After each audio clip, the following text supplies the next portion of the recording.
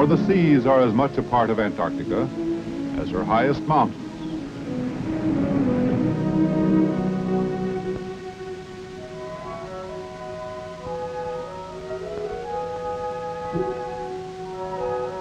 The first obstacles to exploration are products of the sea. Surrounded by three mighty oceans, the continent's only approaches are over the sea. And finally, many of our greatest scientific rewards are coming from these seas.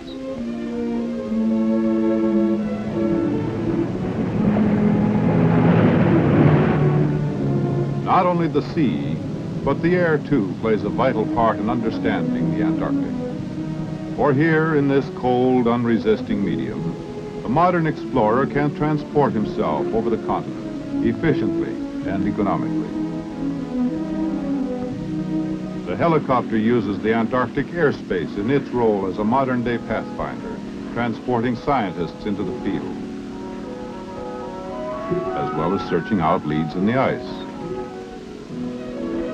The sea, the air, and of course, the land. Erebus, according to Greek mythology, was the gateway to the underworld, a fitting name for this still active volcano. Landmark in the rugged splendor of Antarctica's vast reaches. From the majesty of mighty mountain ranges to these rocky crags guarding its coastline, Antarctica's land mass sprawls over more than 5 million square miles.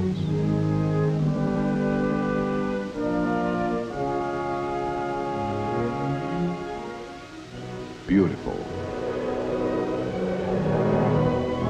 dangerous,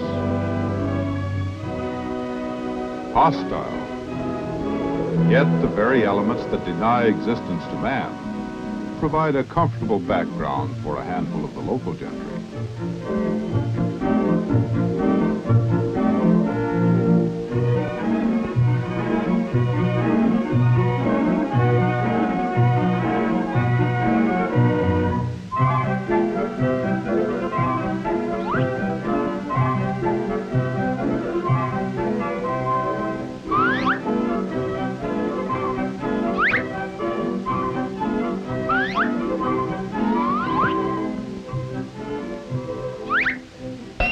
But the portrait of the land is also a portrait of its people. Who are the men of Antarctica? They are a composite of many races, many nations, from Admiral Byrd and other well-known faces from the past, to the unfamiliar faces of the present.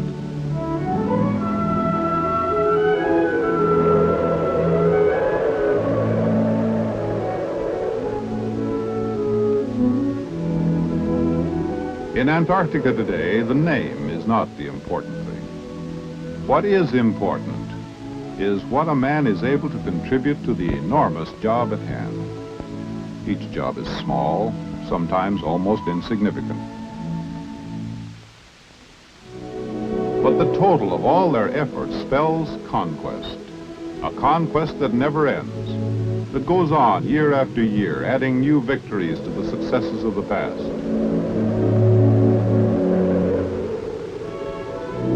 How does this conquest take shape?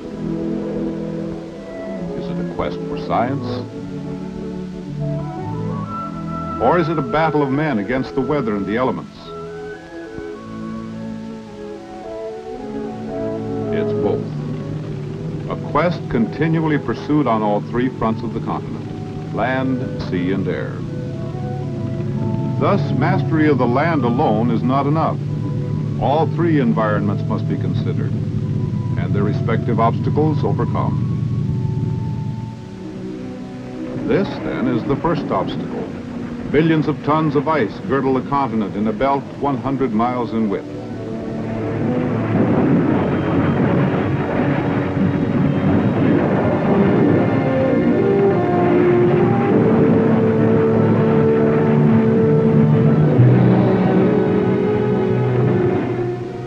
Each year, this belt must be broken for the annual return of the scientific support ships.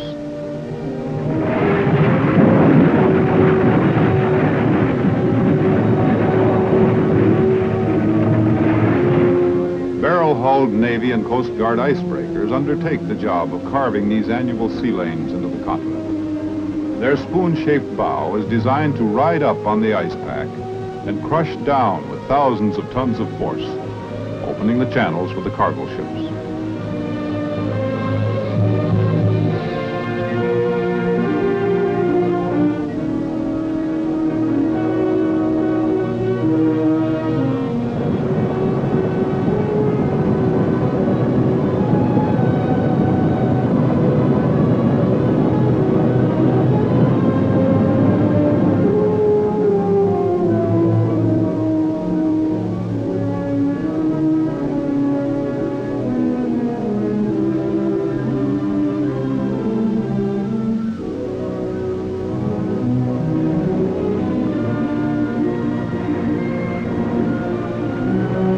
Following in the wake of the icebreakers, these thin-skinned cargo ships bring in the thousands of tons of supplies needed each year to support man's continuing conquest of Antarctica. This is the offloading pier, 8 feet of coastal ice at McMurdo Sound. From this thin strip of ice, the Seabees transfer the annual supply of groceries and diesel oil to an inland staging point.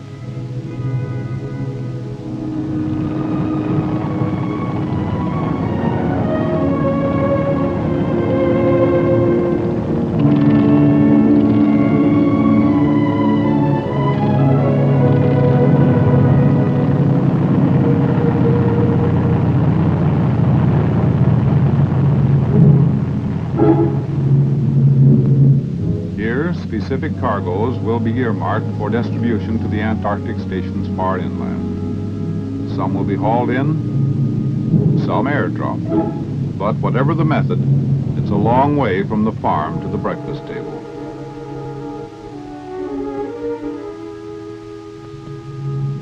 While this section of the coast has been charted and is a familiar landfall to the support ships, there are other coasts, other waters that remain unknown. And it is here that the icebreakers perform their second role, that of a gargantuan tool of exploration.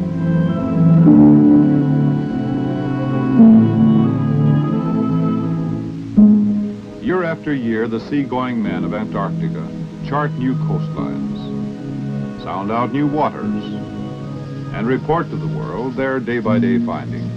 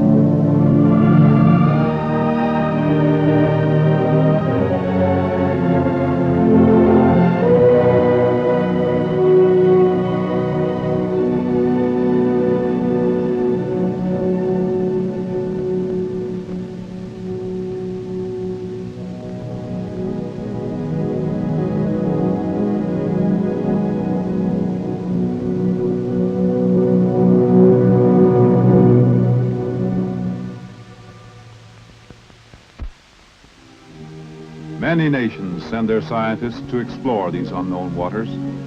The effort to unveil Antarctica has become an international challenge.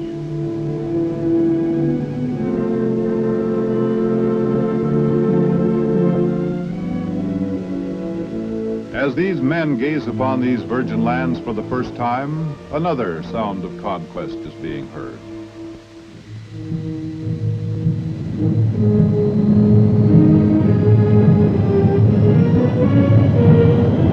Scientific outposts on the interior of the continent, hundreds of miles from any coastline, must be resupplied by air.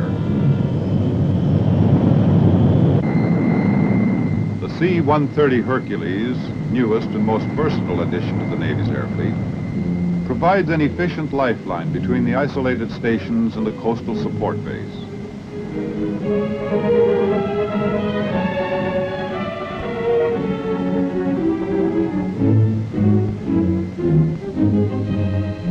Her turboprop engines and especially configured ski landing gear permit for the first time giant loads of up to 10 tons to be ski landed on the natural snow surface of the polar plateau.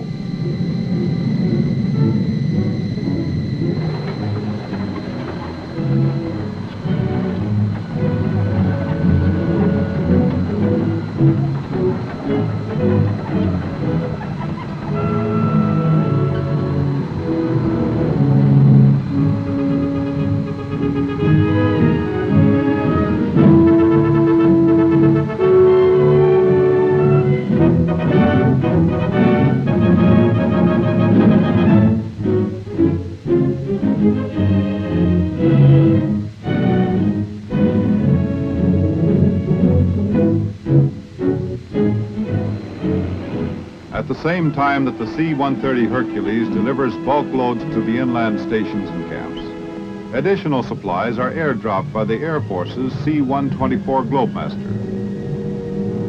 Before the advent of the Navy's Hercules, virtually all supply of inland stations was accomplished in this manner.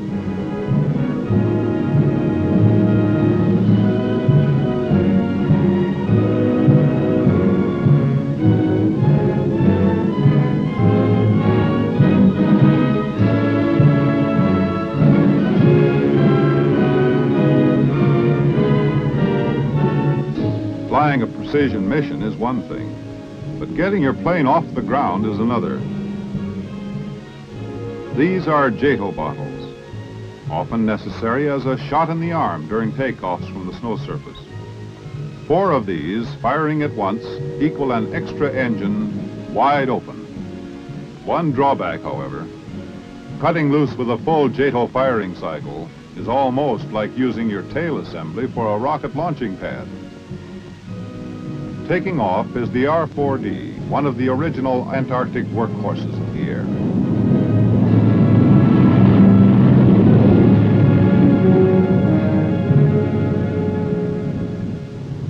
Easily adapted to the use of skis, this type aircraft was the first to land at the South Pole. Although South Pole landings are now commonplace, it wasn't long ago that this operation presented a highly hazardous challenge to the Antarctic airmen. Nothing is routine in sub-zero temperature, not even normal maintenance. This engine decided to call it quits at the South Pole, 800 miles from the nearest air facility. But all the crew asks for is a new engine, with something to lift it up. Even if the work isn't routine, the can-do spirit certainly is.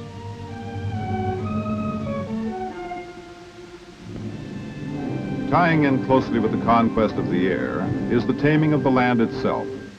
This is a section of the snow miller, a Swiss-built milling machine being flown into the construction site of the new bird station.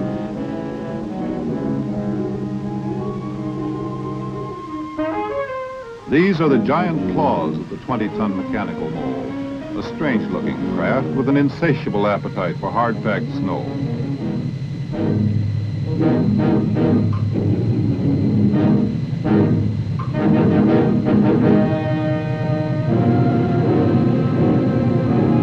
Spewing its dinner 2 stories high, the snow miller carves a 4 by 8 foot trench, paving the way for an entirely new type of Antarctic construction.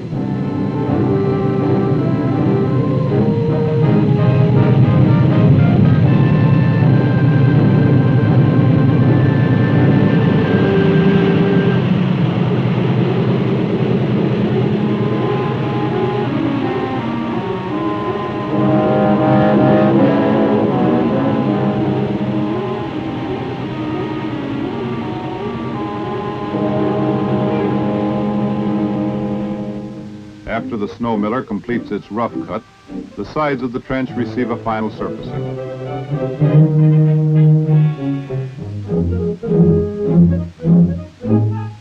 The new bird station, typical of the trend toward permanency, sees its first prefabricated arch swung into place. As fast as the assemblies are installed, new material is flown in on a fast-paced schedule by the versatile C-130s.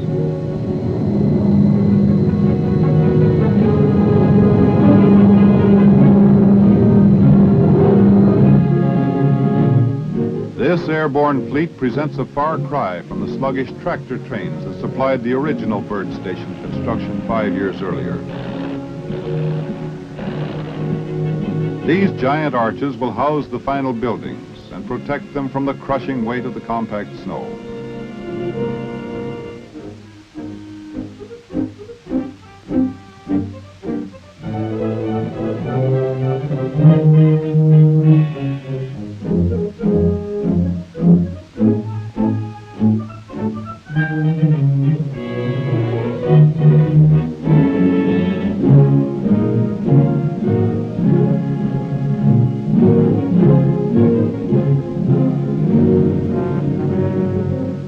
Finished, construction of the buildings and storage areas is completed. New Byrd, the undersnow station of the future, home of scientific effort in Marie Birdland, occupied today. And at the same time, Navy men burrow under the snow. Ground is broken at McMurdo Sound for the construction of Antarctica's first nuclear power station.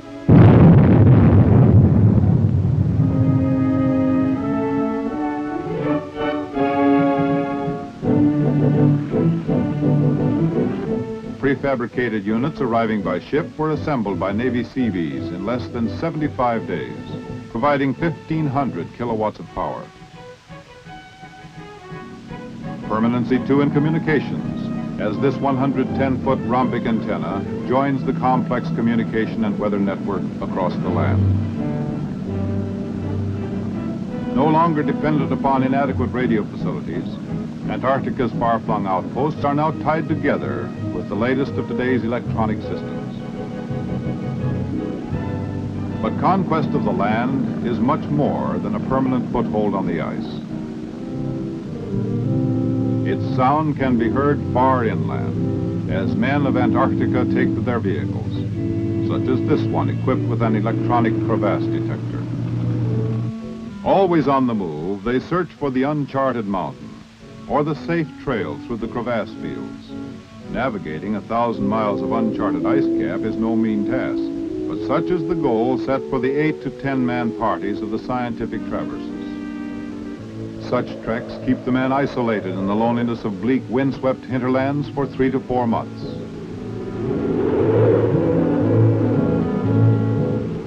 But this privation has its own rewards, and to the scientist, it is the chance to pursue studies in his own field, compile first-hand records of geophysical phenomena. But the compulsion to find answers is not always the paramount order of business.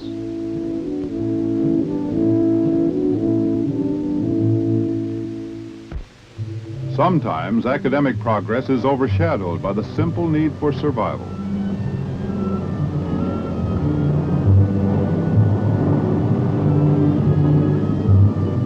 When the initial fuel supply is nearly exhausted, 700 miles from the base, the advance fuel cache, parachuted or airlifted weeks before to a pre-selected site, is a welcome discovery.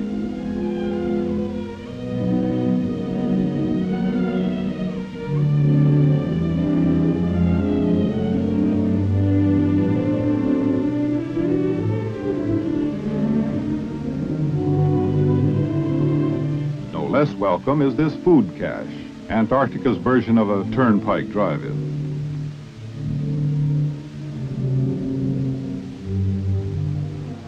Trouble can strike just as fast on land as it can on sea or in the air. A quick survey proves out the worst of their fears. The snowcat has broken through a snow bridge concealing a dangerous crevasse. As far as the traverse party is concerned, this giant crack in the continent's ice cap might as well be bottomless.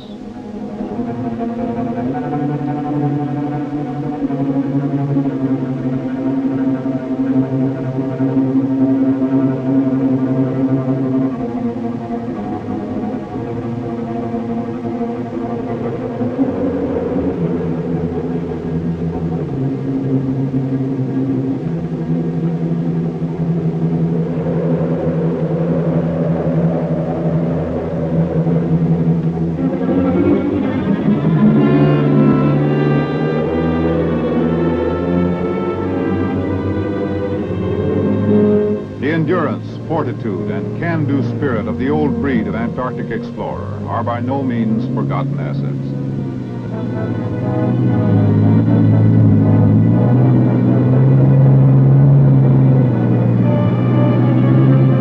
The modern polar scientist is just as capable of substituting steel cable for his slide rule when the situation demands.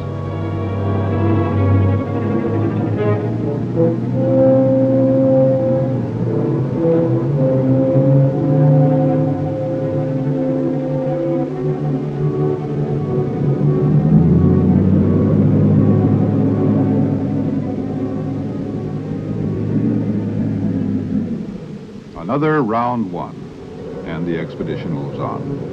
The challenge is still present, still strong, still treacherous, but man's patience is infinite. Not all the men of Antarctica conduct their search for science on the move. Some remain buried in the far-flung outposts throughout the long Antarctic winter, such as South Pole Station.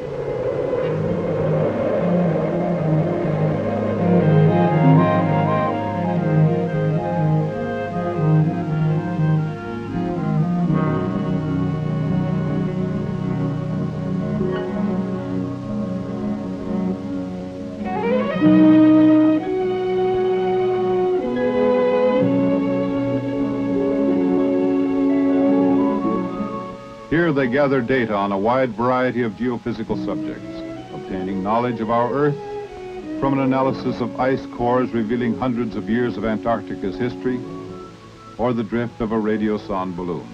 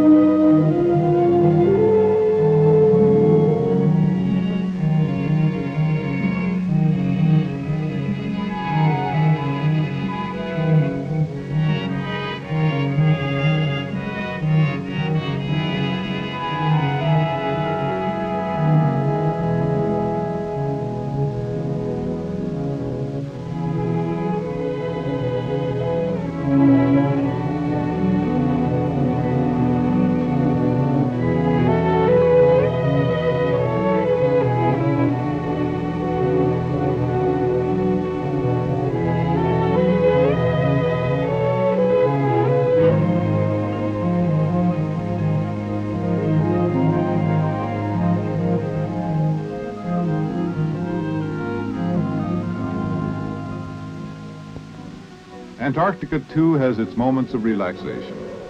Although they are altogether too few, they still afford some relief in the heavy schedule.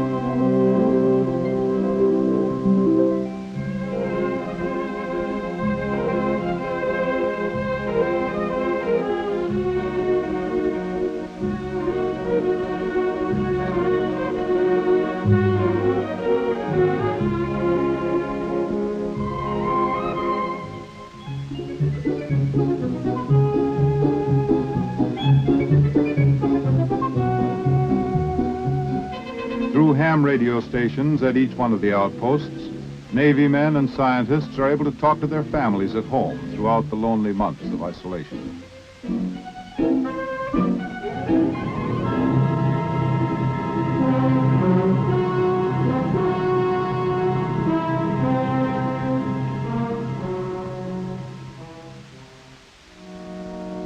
There is a time, too, for solitude, for worship.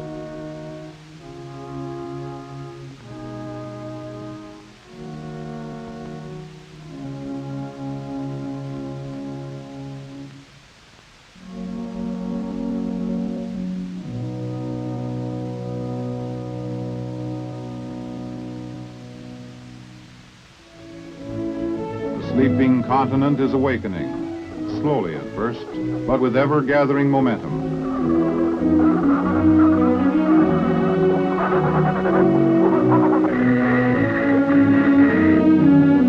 With each new fact learned,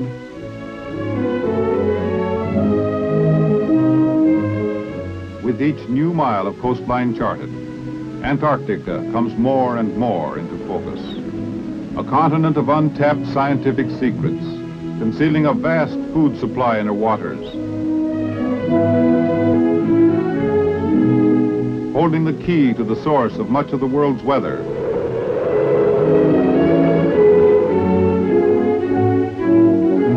Checkpoint for Great Circle aerial navigation.